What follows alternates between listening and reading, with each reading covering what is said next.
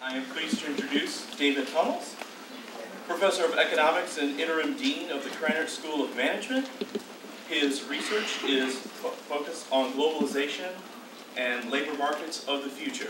Today he will present a talk titled Man versus Machine and the Future of Work. Please take a moment to silence all electronic devices. Thank you and enjoy. Thanks, Dan. It's a pleasure being here with you today. Let me give you a sense of what I'll be talking about before we get going. So our work, our play, our lives have been fundamentally transformed by some tools and toys that are afforded to us by changing technology. The problem we have is that we're not just consumers of this technology, we are competitors with it. This is an issue that affects me and concerns me greatly both as an educator and as the parent of 3 teenagers who want to know, what should I study? What can I do? What's a job of the future? And so it's something I've been doing research on with some colleagues, something I've been thinking about in my spare time, and I want to share with you some of the things that economists have learned about this issue, some of the work that's ongoing, and then some other thoughts that are not, let's say, firmly grounded in the existing research literature, but are instead kind of more loose thoughts on where I think this is going. Okay, so to be clear, one of our keynote speakers at this conference, James Barrett, has this wonderful book, this scary book, about the rise of general superintelligences. And if you have a chance to go to his talk, if you saw him at lunch or if you go see him at 5 o'clock, he'll scare you silly with this. And I'm not going to talk about that. And it's not because I'm dismissing the technological possibilities he's interested in. It's because narrow intelligences and automation is already fundamentally transforming the workforce. And so we don't need to think in science fiction terms. We don't have to wait for Skynet to arrive to think about how fundamentally our workforce is being transformed. So I'm going to talk about this. I'll talk about it like an economist. And I'm going to, one of the kind of key themes is everything old is new again. So a lot of the things that we see now, we think we're in an era that's unlike any other. People 200 years ago felt the same way. People 100 years ago felt the same way. People 20 years ago felt the same way. And so there are some things that are fundamental about the nature of technological change and how it affects the workforce that are going to ground us in this conversation. But then we're going to get around to automated systems. We're going to talk about expert systems. And we'll have a few words to say about what the jobs of the future are. Okay. So let's start with something very basic that would pop up in any kind of economics class that talked about labor demand and automation. So just think about a firm that wants to hire a worker, and they have to make a decision, how many of these folks are they going to hire? And we would show our students an equation like this. So the value of hiring a worker is what they can produce, what you can sell it for, and as long as that's greater than how you have to compensate them, you want to make that higher. Okay? And so you can immediately see from this how improved automation, improved technology, better machines are going to affect this decision about the labor force. Improved technology is going to boost output per worker, and other things equal, labor compensation should rise. Right? Machines should be great for workers. Okay, so does that show up in the data? This is a simple chart that shows you U.S. labor productivity and wages going back to 1950. And what you can see is they're tracking up together pretty closely. All right? Now, we're opening up a little bit of a gap, but those things are positively correlated in a pretty strong way. It's not just the U.S. that looks like this. If you take a look at international data, this is 3 countries in Europe where you can see the level of wages is closely related to work productivity, and the change in wages over time is pretty closely related to labor productivity. See this really high positive correlation, right? And the reason for that is that basic equation I started with at the beginning, right? As workers become more productive, firms are willing to pay them more to do work, right? So now thanks, Adam. Adam's giving me some better technology to improve my productivity up here. Okay, so but I think the intuition that a lot of people have when they think about this problem goes something like this. How can that possibly be? Okay, so rising productivity in some sense has got to mean that you need fewer workers to do the same job. all right? And if you just think about it this way, how many jobs are going to be out there? How many people am I going to hire? It's just got to be a function of how much I produce and multiplied by how many workers it takes me to produce each unit of output, right? So, you know, if technology is getting better, if productivity is getting better, I need fewer and fewer workers to produce a good or a service or whatever, and so maybe the jobs will go down. So it seems like that's the flip side of this equation. So, and you can actually see this in a historical example, right? So, you know, technological change is not a new thing. So there's a farmer dragging a plow behind some horses. The plow itself is a ground. It's literally a groundbreaking technology. I didn't plan that one. That's pretty good. I'll have to use that in class. Okay, so that itself was a massive piece of technology, but you have this now, and you can imagine that the work that this one person can do might replace the work that hundreds, if not thousands of people might have done using the technology up on top there. Thanks, Adam. And in fact, if you look at the data on this, it's really clear. As U.S. farm productivity has gone way up, employment in agriculture has come way down, right? So that's kind of the counterintuition that a lot of people have, right? So how do I square those two views? That productivity should be pushing up wage rates, but at the same time requiring fewer and fewer workers to do the job. Okay, so help me out here, Adam.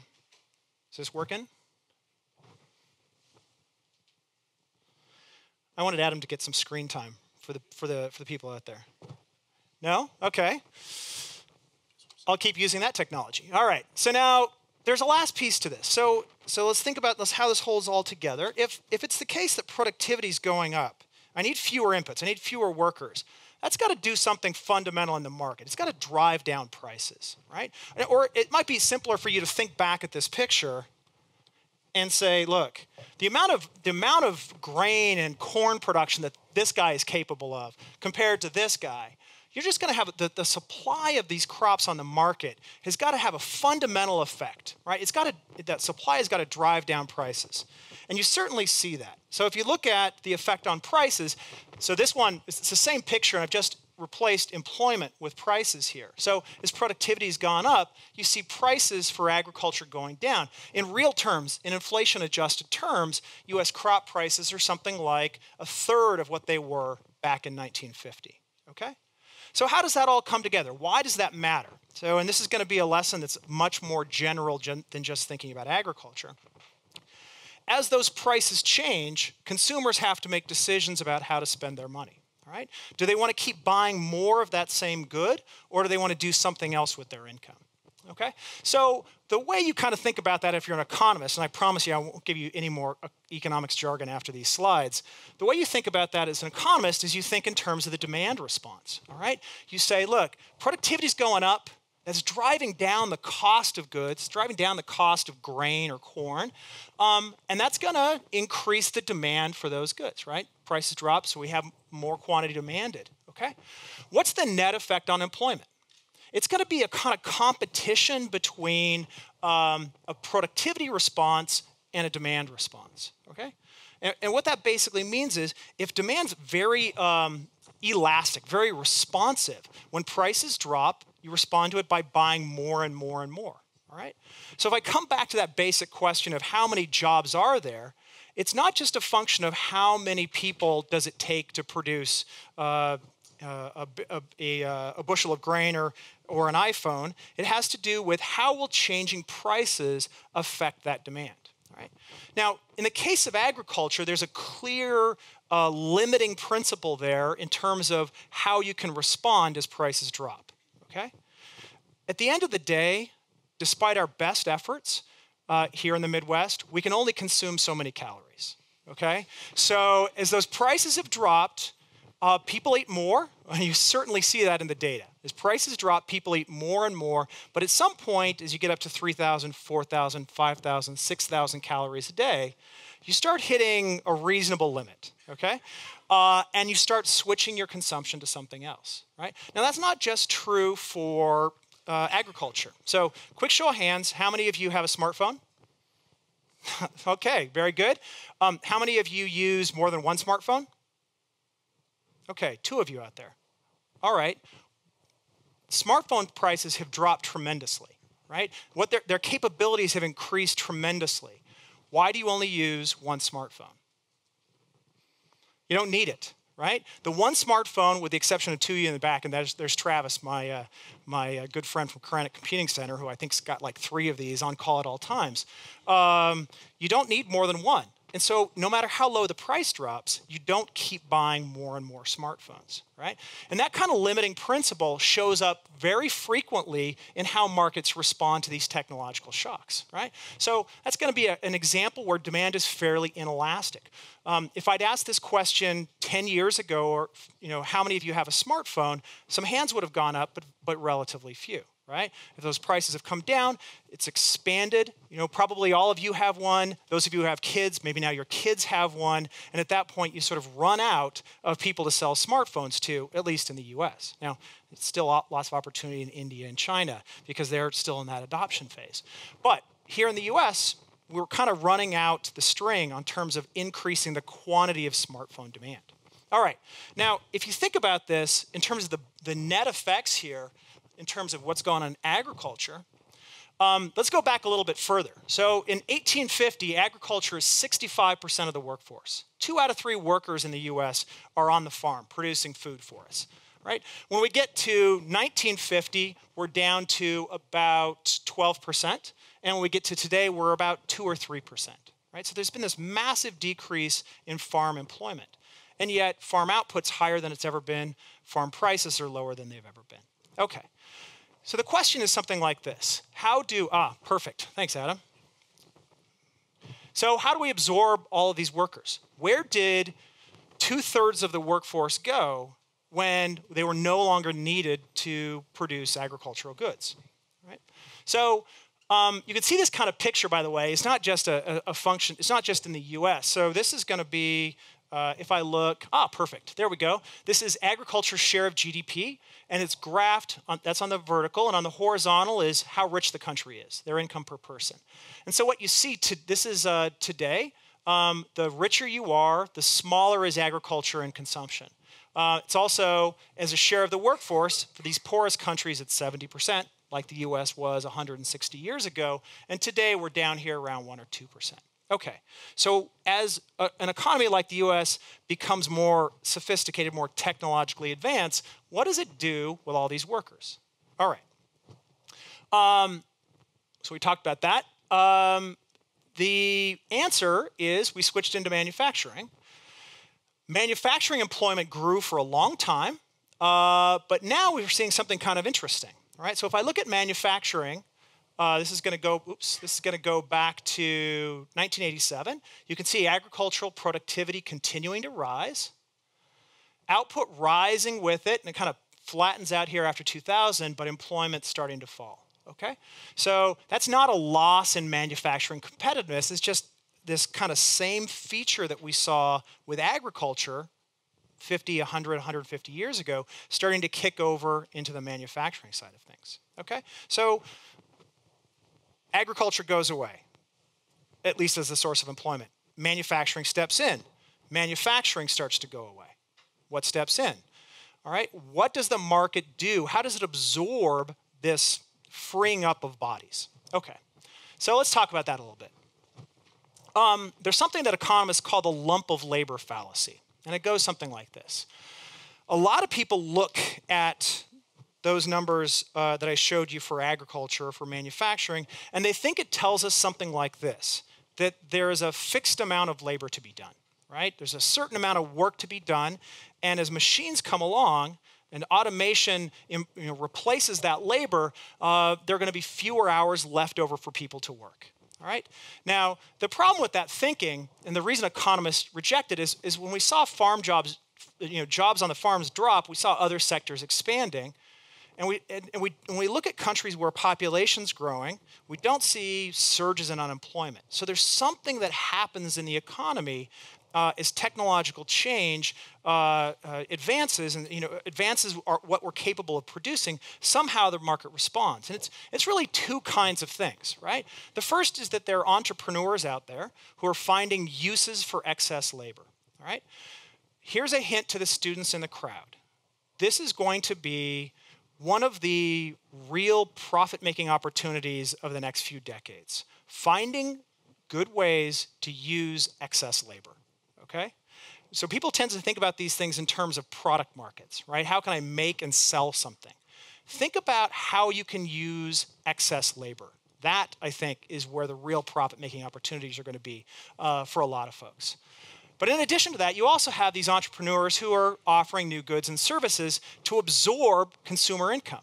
And what do I mean by that? Well, if you're spending, back here when we've got 65% of our workforce in agriculture, we are probably spending something like 65% of our household income on food. We don't spend anywhere near that much today, but other things have taken their place. Fancier clothes, smartphones, and a bunch of other stuff, right? So somewhere along the line, smart entrepreneurs found new ways to introduce goods and services that they could absorb those changes in consumer income. Okay, and this is where I think it starts to get scary for people. This is not a process that we understand very well at all. And there's nothing about this that is an iron law that says the market has to find something for people to do, okay? It is a tendency that we have observed in market economies over the last decades and centuries, but it doesn't have to be the case. So let's think back to that firm's hiring condition. So I'm going to sell some output, right? So what can I get for it? Multiply that by output per worker, and that's what I'd be willing to pay somebody, okay? All right, well, in the early 20th century, internal combustion engines fundamentally changed that equation for horses, okay? So what's this equation look like translated into horse? You've got their wage is their daily feed cost, right? What you have to feed a horse to keep them going, right? Their output is literally 1 horsepower, okay? You multiply that by the price of horsepower, in other words, what you can sell it for in the market in terms of moving goods around, okay? So what happened as internal combustion engines came in? They drove down the price of horsepower, okay? It had a tremendous impact on the price of horsepower. So what ended up happening for horses was this equation started to look very bad, all right? In other words, the value of what they could produce exceeded what you'd be willing to pay to feed them. And working horses in the UK in a very short period of time fell from about 3.5 to 2 million, okay? So in some way, if you translate that to human labor, we're talking about subsistence, right? What is a wage at which a person could actually use? So you hear this living wage idea, right? The living wage idea is kind of tied up with this, right? That there's somehow a minimum threshold below people won't go. Now that could be they literally can't feed themselves, or if you have a country that has a reasonable social safety net, it may be that the wage that the market can offer them is below what they could get from staying home. All right? If you look at a number of Southern European economies, they may be in that bind right now. If you look at Spain, unemployment rates, 25, 26, 27%. And some economists think that part of that has to do with the malfunctioning of their labor market and the point where you've made it very, very hard to keep a market wage above this subsistence point. Okay. Now, maybe we're starting to see a little bit of that already. So let me take a look. Let me show you a little picture here. All right, this is labor force participation rates. There are different ways that you can think about what's going on in the labor force. People are often focused on unemployment. Unemployment asks, what's the set of people who are trying to find a job and are not able to get a job? Right, so they're actively seeking and they can't find a job. Right, so right now in the U.S. we're around 7%. I think that's right. Am I right, Kevin? About 7% unemployment rate. Kevin Mumford, star labor economist. He answers all questions about what the unemployment rate is. Okay, so 7%. But a more important and more fundamental thing about the U.S. labor force in the last 50 years is this red line up here. All right? So men's labor force participation rate went from about 88% back in 1950, and it has dropped and dropped and dropped and dropped and dropped. So we're down around 70%. Okay? Why is that? Well, there's a lot of conversation about why suddenly 30% of the adult male labor force, and we're not talking about kids, we're not talking about retirees, we're talking about able-bodied men who could work and are not, right? 30% of those folks are not in the labor force. Okay, what could that be? One possibility is that increasingly an equation like this is not working the right way, or it's leaning against the labor of men in particular, okay? So I want you to think about this, and we're going to come back to this point here in a few minutes. What is it about men that would look so different from women in this respect, right? So as we think about the technological shocks that have hit our economy over the last 60 years, something really fundamental is working against men in this respect. So think about that. We'll come back to it. Okay, next point. I showed you that labor productivity is going way up. That's the blue line. And hourly compensation, the wages are going up, but there's a growing gap between the two, right?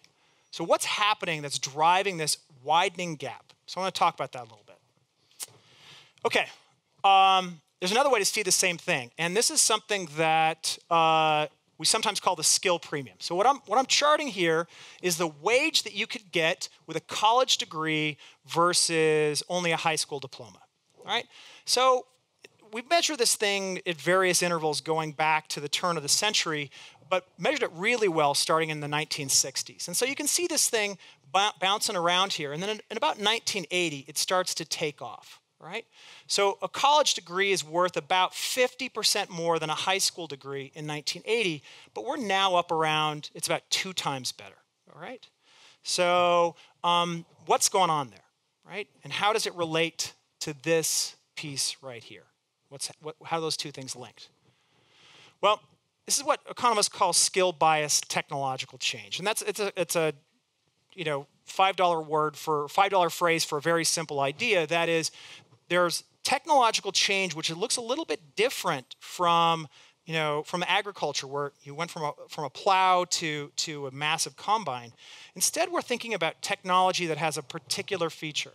It's replacing the work of some workers and augmenting the productivity of others, right? So it's going to augment the productivity of some folks and replace the labor of other people. So what might that look like? All right, so this is automation, right? So we're coming square on to the point of this conference, automation and expert systems. All right, so there's a factory in avionics circa 1950. So what you see is a lot of people by hand assembling avionics, all right? This is a modern, my resolution isn't great here. This is a modern car factory, and what's notable about these two pictures is in this one, there's not a single person, okay? Another example of this, so what's that doing? What is automation doing? It's replacing those less educated workers. But as I think about the jobs of the future, it's not just about who's getting replaced. It's who is responsible for, or maybe responsible is not the right word, but who actually benefits from this situation. Okay, so here's another one. There's a typing pool. A few of you looking around the room are probably old enough to remember typing pools. Maybe not many, but so this is the old document production technology. You'd get a bunch of folks together in a room, and you'd put typewriters in the desk, and you'd bang out copy, and every time you had a typo, you'd retype it. Okay, so that's been replaced by young Mr. Gates there. And information technology, and so one person working with a machine that complements their labor, right, can replace the work of dozens or hundreds of people sitting there with a typewriter. Okay, so that's what we mean by skill-biased technical change. It enormously benefits Bill because he's creating the tools.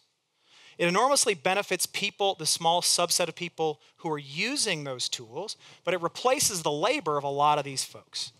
And that's how you get a picture like this, right? A rising gap between college and high school educated workers, right?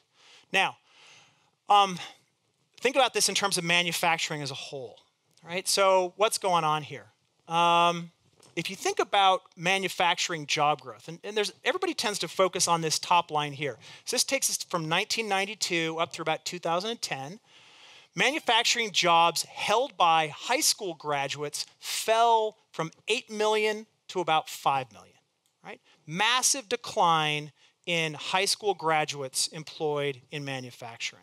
Okay? And that tends to be the headline of a lot of stories, the hollowing out of the U.S. Manufacturing sector. But what it omits is there's actually been solid growth in manufacturing employment for people with a college degree. And if you've got an advanced degree, that number has grown 44% over this time period, right? So that skill-biased technical change is shifting demand away from these high school graduates, from the people who are high school dropouts, and toward people with college degrees, okay? Now, it's not just jobs and it's not just wages, it shows up in unemployment rates. So this is a picture of what happened with unemployment over the recent recession. So here are the people who didn't finish high school. You can see the massive spike in their unemployment rate. Okay? Here's the folks who finished high school but didn't go on to college. Massive spike in unemployment. The jumps for the college educated were much smaller, right? So this actually kind of related to that labor force phenomenon. All right. The thing, and this is where we're going to get to the technology explosion, with all of that by way of background, that pattern is accelerated, and it's working its way up the education distribution. Okay? So this is from 2000 to 2010. Anything below the bar means negative earnings growth. Anything above the line means positive earnings growth in that 10-year period. Okay, so who was worse off in terms of earnings? People who didn't finish high school, people who finished high school, people who have some college, people who have who finished college, people with a master's degree. What's that leave? Thankfully, people with PhDs, okay? And I think we can all be grateful for that. So, but the point that you really want to think about is what the heck is going on that you've got negative earnings growth, right? So it's no longer just a story where go to college, you'll be all set, right? There's something more fundamental about the transformation. Okay, so that leads me in the last 15 minutes here to think about everything I've been talking about, what that means for jobs of the future. And in doing this, I'm going to be drawing a little bit on some research in economics, some reading a little bit on the technology side, and then some guesswork in the middle. And I'm not going to tell you which fits into what category. So you'll have to sleuth that on your own. Okay, so what do we know? Expert systems can now beat any chess champion, right? They can beat Ken Jennings at Jeopardy, and allegedly they can drive a car, allegedly, all right? And so if they can do all of that, what can't they do, right? If we're competitors with technology, what does that leave for us if they can do all that? So now I want to say it's hard, it's a sucker's game to try and guess the future path of technology. But I think you can look at some basic ways that markets work to make some guesses. All right? So let's think about this. Think about market incentives for innovation. Very basic idea. Where are you likely to see innovation taking place? A couple simple points. Innovation's expensive. We like to think about these things as like, somebody in their garage inventing a microchip or the Apple II or something like that. But really, path-breaking innovation tends to be pretty expensive. And the corollary to that is that it's increasingly expensive. If you look at pharmaceuticals, right? Everybody talks about the information economy. Pharmaceuticals are the part of the economy most like information technology in terms of the underlying innovation processes, the returns to scale, and so on. Well, if you look at that industry, the cost of new drugs have increased tenfold since 1976, right? So innovation's getting increasingly expensive. When we think about these like amazing intelligent systems, Deep Blue that beat Ken Jennings in Jeopardy, and Google's driving car, it's not an accident that those are some of the biggest, richest companies in the entire world which are trying out these kinds of cutting-edge technologies to get them to work. It's because they've got so much cash sitting around, they're trying to figure out what to do with it. Why not put together a driverless car? Okay? But here's the thing. For the most part, if we look at most of the activity in the economy, firms engage in innovation for profit, not for fun, okay? And profitable labor-saving innovation has to significantly reduce labor costs. So that's either got to be a case where there's a whole lot of people doing the job, or the people doing the job are getting paid a lot. Okay? That's if you can find situations like that, that's where you'd expect to see innovation taking place. Lots of bodies, lots of expensive bodies. All right? Any resemblance to college professors should be ignored at this point. Okay? Now, think about some implications. A lot of the labor-saving inventions that get headlines in the newspaper and get talked about on news programs are economizing on something that doesn't need to be saved. Let's think about Google's driverless car. What's the market for that? Did we suddenly wake up and find ourselves with a deficit of people capable of driving a car? I don't think so, right? And most of what we have is people who are reluctant to rely on a bus system or other kind of mass transit because they like to be in charge of their car. They like to go where they want to go when they want to go, right? And so Google's doing some lovely innovation there, right? But really, what's the market, okay? Now, I'm going to come back to that because I think if you talk to technologists, they kind of smile about the Google car. And so let me return to that in a little bit. Second piece, saving on production costs doesn't improve profits if consumers care more about product attributes than product prices, okay? So again, think about the iPhone. Think about its iteration over time, right? Yes, you can worry a lot about what it costs to produce the thing, but a lot of the value for people is what it's capable of doing, right? What's the cool new features? And increasingly, folks people as they're making buying decisions are focused on that and not how do you grind the last 5% out of their production costs. The last piece, big breakthroughs by big companies invite litigation, okay? And litigation is hardly ever profitable if you're on the receiving end of it, right? Think about pharmaceuticals, right? Big breakthroughs in a lot of different areas that generated side effects, that invited multi-billion-dollar lawsuits, okay? Now, Google wants to put a car on the road, right, that can drive by itself. And maybe they've knocked that problem, although the story I hear is that what they've basically done is created a hyper-accurate map of the Bay Area. And so the Google car basically is running on a rail, okay? So it knows exactly its environment, okay? But let's leave that aside. Let's say they solve that problem. So now you've got a company with a market cap edging up around $400 billion, and they're going to put cars on the road. They're totally autonomous, right? At some point, an accident will happen, someone will be maimed or killed, and then the lawsuits will start, okay? Now, we expect to get run over by other humans all the time, right? And their pockets are shallow, and so even if you do get run over, the amount of money you can make by suing over it is limited. But Google has a market capitalization close to $400 billion, okay? You can think about a lot of other examples like this with it in medicine, all right? There's depending on who you talk to, either an amazing invention or a kind of silly invention called the Da Vinci surgical robot, okay?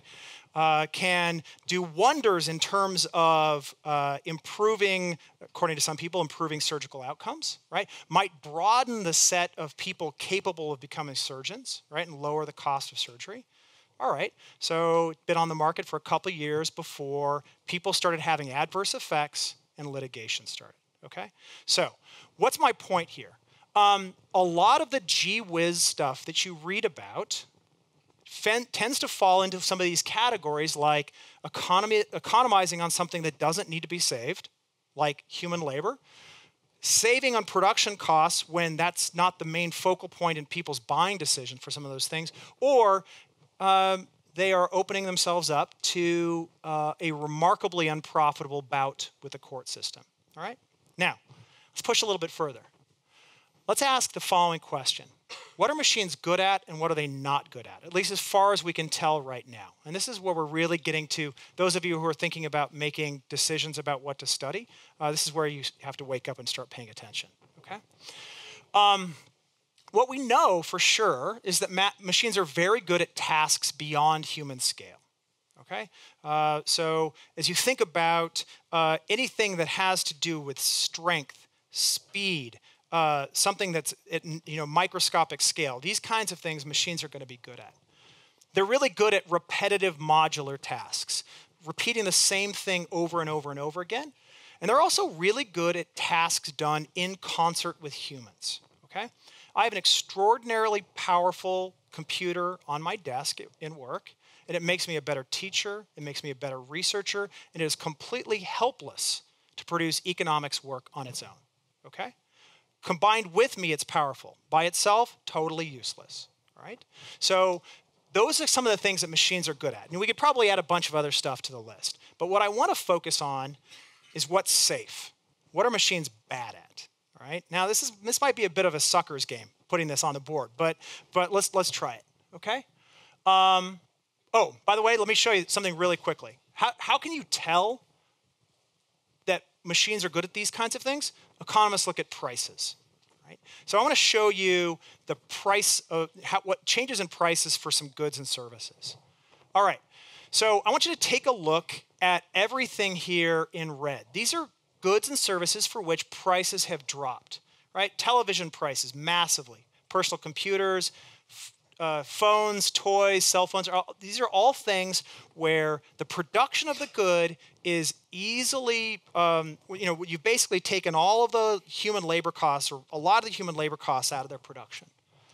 But what about the stuff that's going on here where prices are going up, okay? College tuition. Sorry, Mitch. College tuition's going up. Child care, nursery school is going up. Healthcare is going up. Vehicle maintenance and repair is going up.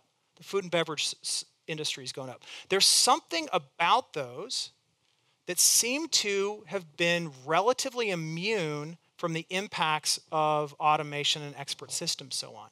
This actually has a name that goes back many decades. A famous economist named William Baumol called this, well, he talked about it, and other people named it Baumel's cost disease. And he said if the unit of output is denominated in labor hours, costs are going to go up over time. All right? So units of televisions are televisions, right? Units of childcare are something like the time involved to watch your kid. Okay. Now, how can we use that insight? I'll skip that. What are machines relatively bad at? They're actually kind of bad at jobs at human scale.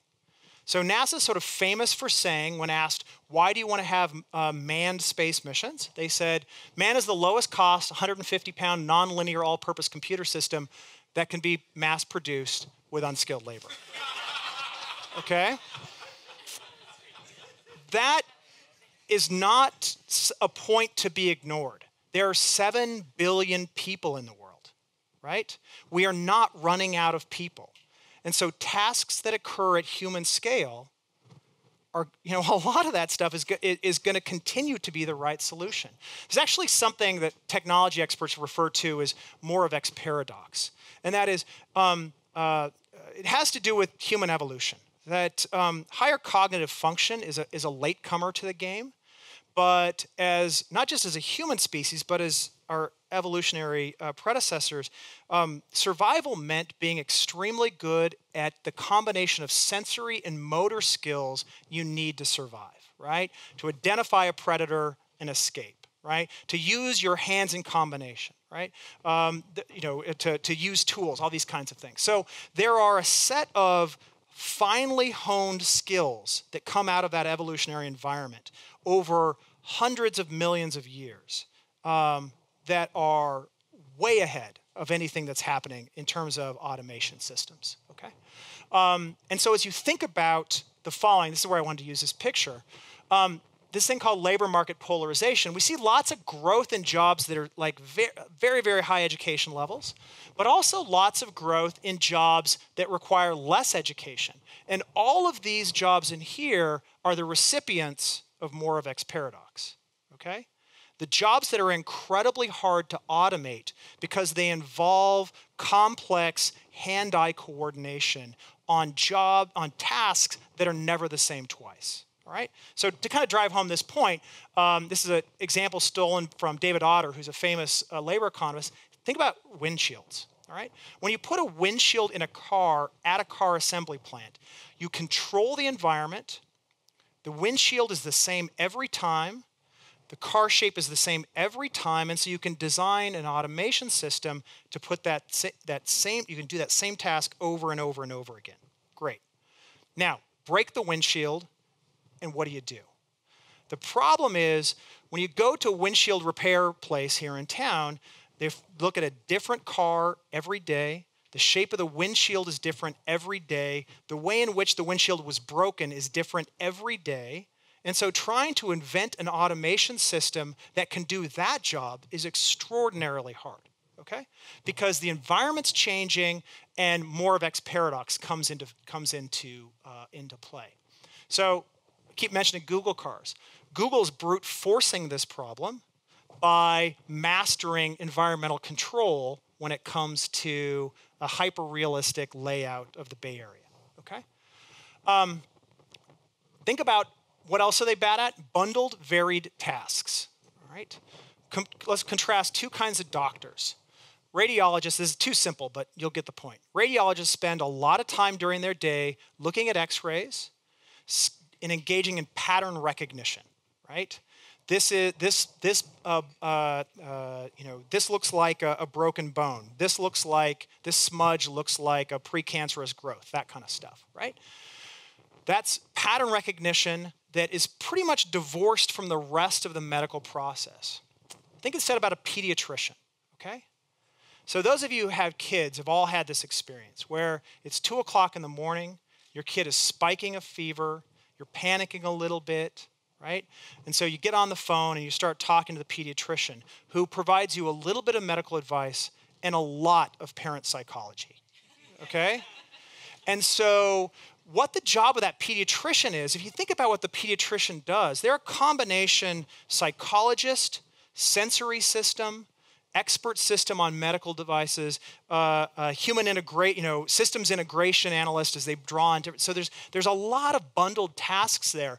And some of those things, maybe the diagnostic component you could replace, but the diagnostic component is embedded in a larger system that includes things like relating to scared parents, all right? Now, what else are machines bad at? Being human, all right? And this is not a joke, all right? We're social animals. Increasingly, the things we spend money on are the time and attention of other people, okay? Now, that's not an accident, right? So when you have all the clothes that you can buy, and you have all the electronics that you need, and you're eating twice as many calories as you want, okay? What's left? Like, what is there left to spend your money on? And I think what it is, and this, by the way, is the part that's not so much supported by research. What I think it is love and affection, okay? I think when we go to a high-end hotel and there's a concierge who's attractive, who smiles at us, who talks to us about our trip, what we're getting there is more service than strictly you need to check into a hotel. You're getting a little tender, loving care. And the wealthier we get, measured in terms of stuff that we might buy, so our income relative to, come back to this picture, our income relative to the cost of a television, a computer, a cell phone, okay? As those costs drop, we have money left over to spend on love and affection from other humans, right? Now, I don't mean literally love and affection, but I mean any kind of job where human interaction is an important part of the service that you're buying, okay? This is not just true at the high end, all right? I'm going to show you a picture, and I want you to digest it and think about it, okay? This is on the side of a bus. It's an advertisement for McDonald's. And it reads, artisan, caramelized, handcrafted, savory, the new bacon clubhouse. Okay. From a marketing standpoint, what are the key words here? Handcrafted, right? Artisan, handcrafted. It's not just a bacon sandwich, right? It's an artisan bacon sandwich. It's a handcrafted bacon sandwich. What we're consuming is not just the calories. We're consuming handcrafted, okay? And so that kind of phenomenon will be replicated throughout our consumption experience. And as it does, the point is buying human beings' time for their own sake, okay? Now, So the final slide that I want to end on, and our time is up. What else are computers bad at? What else are expert systems and automation bad at? I actually want to put up a quote by Pablo Picasso, who I think had the best line on this I've ever seen. And I'll stop with this. Thank you.